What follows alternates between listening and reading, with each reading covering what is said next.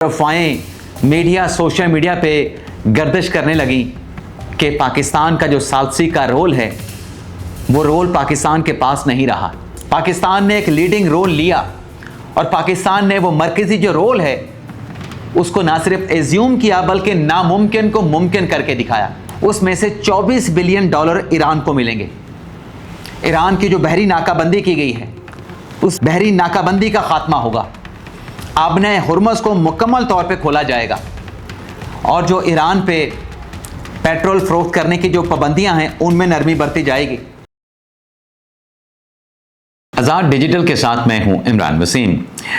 नाज़रीन, आज के प्रोग्राम में जिस खबर पर हम बात करेंगे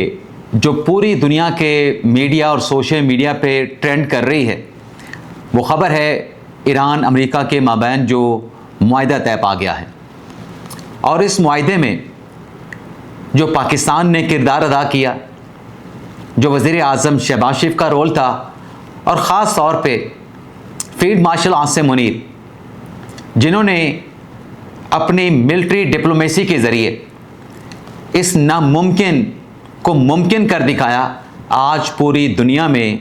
फील्ड मार्शल आसिम मुनीर को रियल पीस मेकर का खिताब दिया जा रहा है, रियल पीस मेकर के लक़ब से पुकारा जा रहा है। तो आज के प्रोग्राम में जिस खबर पे हम बात करेंगे कि ये जो मुआहिदा हुआ है ईरान अमेरिका के माबैन, ये मुआहिदा दोनों फ़रीक़ैन के माबैन जो मामलात थे इनको तय कराना कितना आसान था, कितना मुश्किल था। कुछ और भी डिटेल हैं इसी मामले से जुड़ी, उनकी तफसीलात भी आगे चल के आपकी खिदमत में पेश करेंगे। लेकिन प्रोग्राम का आगाज़ करने से पहले आपसे दरख्वास्त के चैनल को सब्सक्राइब कर लें, बेल आइकॉन का बटन प्रेस करें। वीडियो पसंद आए तो इसे लाइक और शेयर ज़रूर कीजिएगा। सबसे पहले नाज़रीन हम बात करेंगे हमारी वो ख़बर जो आज़ाद डिजिटल मीडिया के प्लेटफॉर्म से कई हफ्तों पहले दी गई थी। वो ख़बर आज इस मुआहिदे के नतीजे में सच साबित हुई है। वो ख़बर क्या थी? वो ख़बर नाज़रीन ये थी कि जब 8 अप्रैल को अमेरिका ईरान के माबैन जंग बंदी का आर्जी मुआहिदा हुआ था तो 11 अप्रैल को कैपिटल सिटी इस्लामाबाद में ईरान अमेरिका के मुज़ाकरात हुए जिन्हें इस्लामाबाद टॉक्स का नाम दिया गया। फिर मुज़ाकरात का दूसरा राउंड होना था, लेकिन मुज़ाकरात का दूसरा मरहला जो एक डेडलॉक पैदा हुआ ईरान अमेरिका के माबैन, उस डेडलॉक के नतीजे में मुज़ाकरात का दूसरा राउंड ना हो सका और चहमगोइयाँ और अफवाहें मीडिया सोशल मीडिया पे गर्दिश करने लगी कि पाकिस्तान का जो सालसी का रोल है वो रोल पाकिस्तान के पास नहीं रहा। अब जो मुज़ाकरात का दूसरा राउंड है वो दुनिया के किसी और मुल्क में होगा, दुनिया के किसी और कैपिटल में होगा, लेकिन हमने इसी प्लेटफॉर्म पे बैठ के ये बड़े वसूख के साथ कहा था कि मुज़ाकरात का दूसरा राउंड जिस मुल्क में भी हो, दोनों ममालिक के माबैन जब भी मुआहिदा होगा तो पाकिस्तान बतौर सालिस, चाहे मुज़ाकरात का दूसरा राउंड हो, चाहे दोनों ममालिक के माबैन तय पाने वाला मुआहिदे पर होने वाले दस्तखत की तकरीब हो, ये पाकिस्तान की मेज़बानी में सब कुछ होगा। चाहे पाकिस्तान का कैपिटल ना हो, दुनिया का कोई भी कैपिटल हो, लेकिन उस मुआहिदे की तकरीब का मेज़बान पाकिस्तान होगा। आज आप देखें कि पाकिस्तान को अल्लाह ताला ने इतनी इज़्ज़त बख्शी है कि पाकिस्तान की सियासी और अस्करी क़यादत के नतीजे में दोनों ममालिक के माबैन जो तारीख़ी मुआहिदा हुआ है,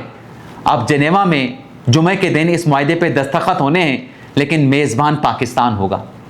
पाकिस्तान उस तकरीब को होस्ट करेगा,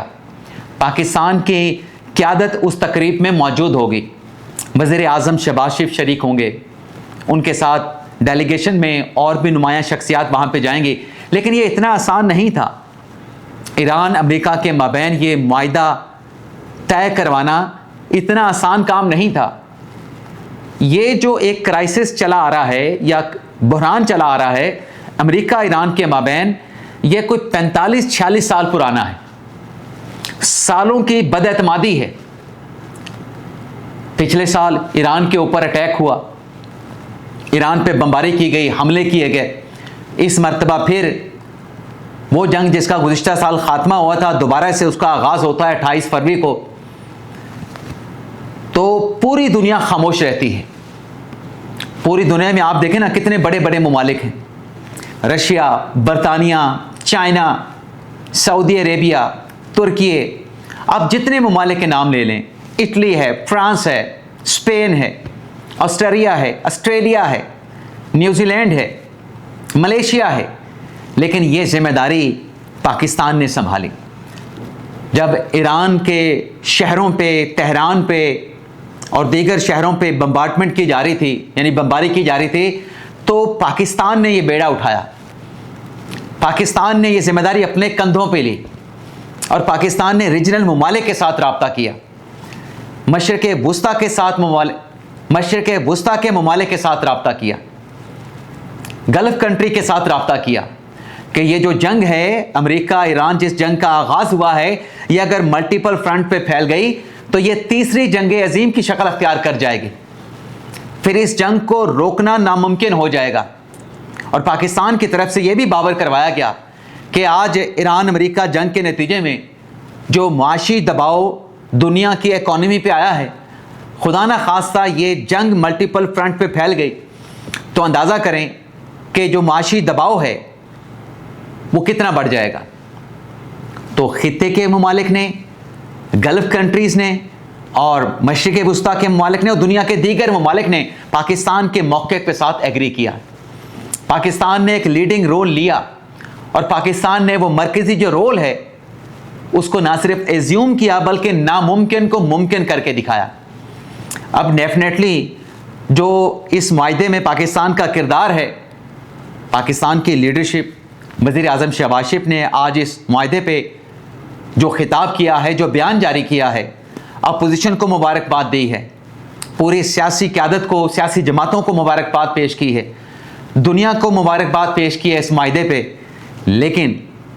इस माहदे में जो रियल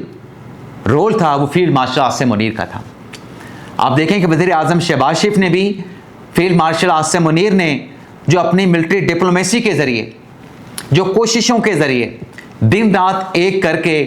जो इस काम को नामुमकिन को यकीनी बनाया है, आज उसका एतराफ़ ना सिर्फ हमारे वज़ीर आज़म शहबाज शरीफ कर रहे हैं बल्कि पूरी दुनिया की जानिब से उनकी इन कोशिशों का कि खित्ते में अमन हो, खित्ते में इस्तेहकाम आए, सरमायाकारी हो, जो एक मुआशी बहरान है उस बहरान से दुनिया निकले, उनकी इन कोशिशों का एतराफ़ किया जा रहा है। और आज आप निकाल के देखें कि सोशल मीडिया पे फील्ड मार्शल आसिम मुनीर को रियल पीस मेकर का खिताब दिया जा रहा है। ट्रेंड वायरल हो रहा है और तेज़ी के साथ वायरल होता चला जा रहा है। अभी अल्लाह ताला ने फील्ड मार्शल आसिम मुनीर को इज़्ज़त बख्शी है। इससे पहले अगर आप माजी में चले जाएं, जब भारत की तरफ से पाकिस्तान पे ऑपरेशन सिंदूर लॉन्च किया गया, पाकिस्तान के मुख्तलिफ शहरों को टारगेट किया गया, मासूम नहत्ते शहरियों को मारा गया मिसाइल हमलों में, तो उसके जवाब में जो पाकिस्तान का रिस्पॉन्स था, जो पाकिस्तान ने मार्का हक में कामयाबी हासिल की, उससे पहले आप देखें ना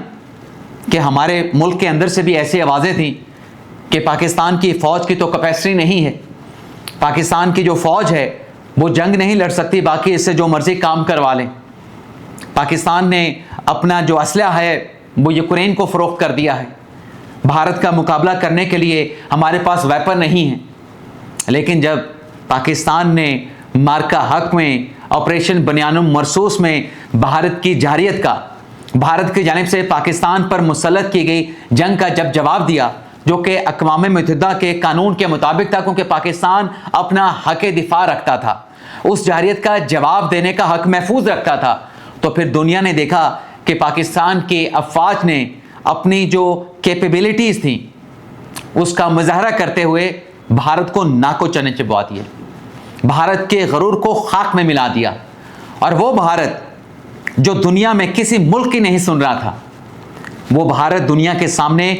जंग बंदी मांगने पे मजबूर हो गया। और पाकिस्तान ने उस वक्त भी एक पुरअमन मुल्क का किरदार दिखाते हुए, उस किरदार को निभाते हुए, एक ज़िम्मेदार न्यूक्लियर स्टेट के तौर पे रिएक्ट करते हुए जंग बंदी के ऊपर एग्री किया। और सिर्फ ये नहीं, जब भारत की जानिब से पाकिस्तान पे فضائی اٹیک کرنے کے لیے اپنے جو ان کے فائٹر جیٹ تھے ان کو ہوا میں بلند کیا گیا، تو پاکستان نے جو بھارت کے لڑاکا طیارے مار گرائے یہ 15 تک بھی تعداد جا سکتے تھے، لیکن پاکستان نے ذمہ داری کا مظاہرہ کیا کہ پاکستان صرف اپنا دفاع کر رہا ہے،